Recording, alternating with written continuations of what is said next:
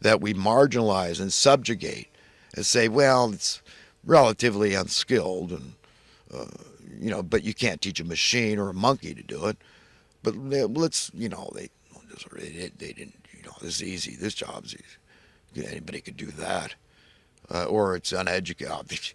No way, no way. They don't deserve to be paid like me. So I don't mind you getting all the education you want. Learn as much as you want of anything.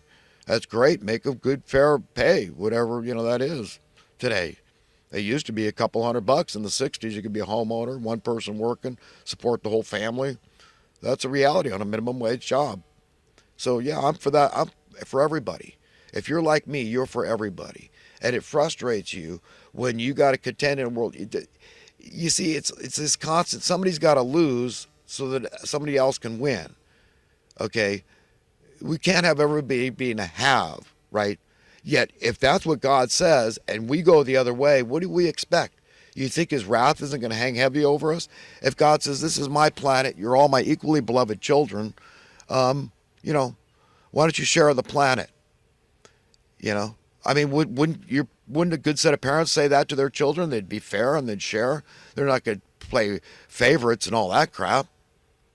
What kind of parent would that be? I mean, if you can imagine a better God than the God that people are telling you about, then by all means fire that God and get your own. There's no way you can imagine a better God than the true God. You understand? That's it. So what would God say? He'd say, this is your planet. Share it. There's no need for money. Okay, that's gonna be a fly in the ointment. That'll steal your joy. Because evil men can't resist getting an advantage over others, and that's what it all comes down to. So if you have the same mind as God, you're seeing that somehow we could figure out how to get along with each other. This is the single biggest secret they don't want you to figure out. That indeed we can figure out how to learn to live together in peace and harmony, safety and security, freedom and prosperity, universally, for everybody, okay, across the board.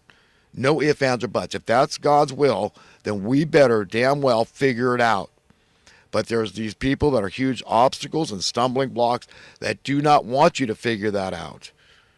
Okay, but I'm here to say, there's no way I could back down from what I see as clear as the light of day. And it's like, just because a lot of people don't see it, or even if they see it, they feel overwhelmed and they just gotta go with the flow, what they think is the flow with the system. What people tell them is common sense, just getting a good education, getting a career, making tons of dough, and that's it.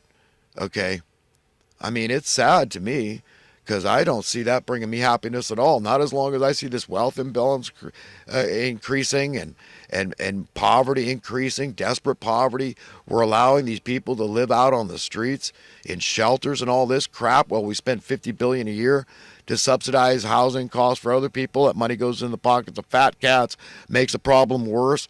And I'm radical to say, hey, why don't we siphon off some of that and start buying housing for these people?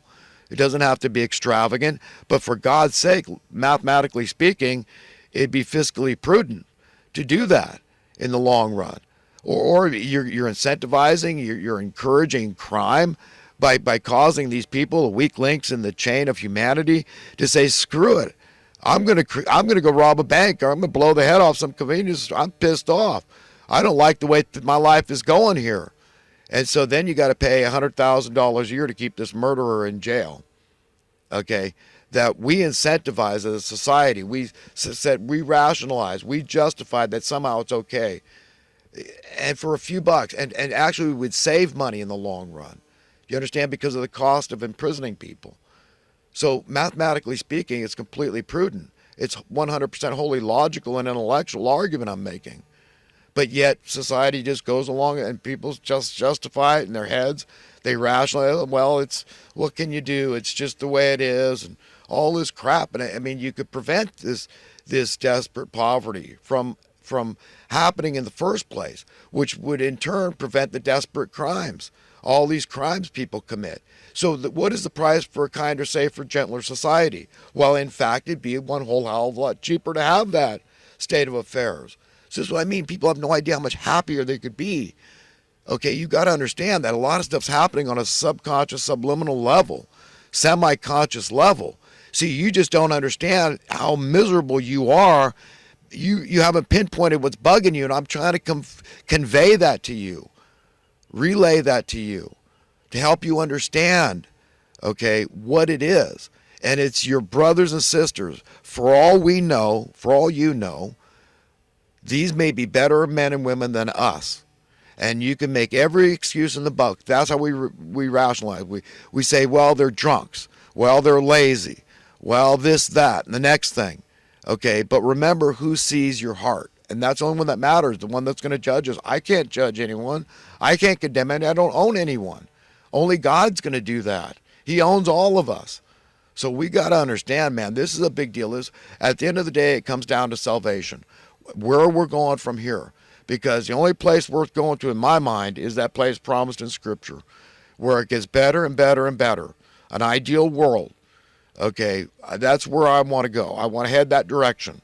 And I want to make damn sure that I don't wind up in the wrong place. It's just like waiting in a line. Can you imagine, there's like 3 or 4 lines and they all go to about the same place, and well, I'll get in the shortest line and all this. But if you could see other lines constantly opening up and people were cutting in line and getting something, okay, but it turned out they were in the wrong line, but they were rushing headlong into this thing. The worldliness, the addictive nature of it, the enticing, irresistible to these people.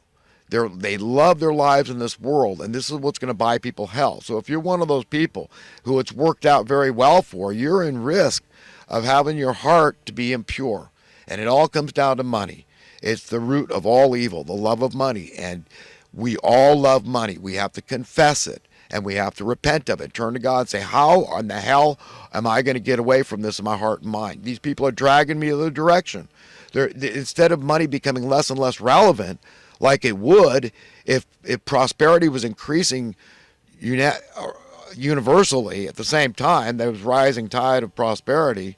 Okay, instead they're making it the other way. They're increasing the fear level. If you don't have money, you better be in fear. And you that have money, you deserve to be out of fear. You're the secure ones, financially secure.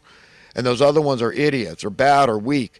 And you got to keep rationalizing and justifying that we're going this direction. The wealth imbalance, the desperate poverty, the homelessness, and letting crimes happen and then making you pay $100,000 a year and then spending $50 billion a year to subsidize housing costs for poor people and saying, no, we shouldn't buy these people something and permanently solve the problem so that we save money down the road. No, we shouldn't do anything. I'm a wild-eyed loon. I'm a radical. I'm a nut. Right? I don't know what the hell I'm talking about, but in fact, I'm a learned man. I'm educated. Yes, I got plenty of college education. I've been able to learn the crap out of anything I've ever attempted to.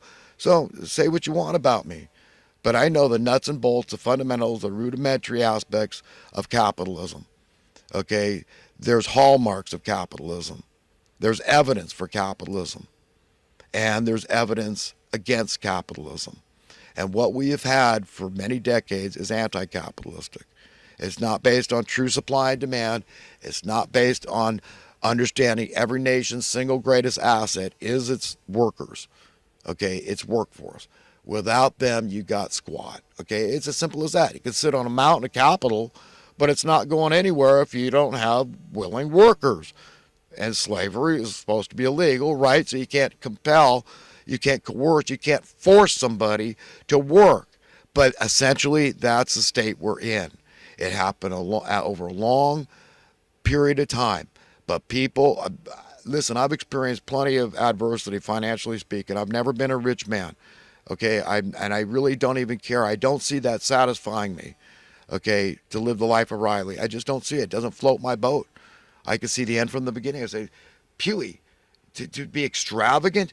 Well, better men and women than me are suffering needlessly and die. Could you imagine sleeping out in this weather in the 30s? It dipped down below freezing the other night. Can you imagine? The wind's been howling around. Right here, this property I'm at, right here, there's 2 redwood trees, one on the east side, one on the west side of the property. And the one on the east side, I think PG&E, they topped this thing. They cut it wrong a long time ago. And one of the tops on this thing fell on the power lines, knocked out power for the whole street.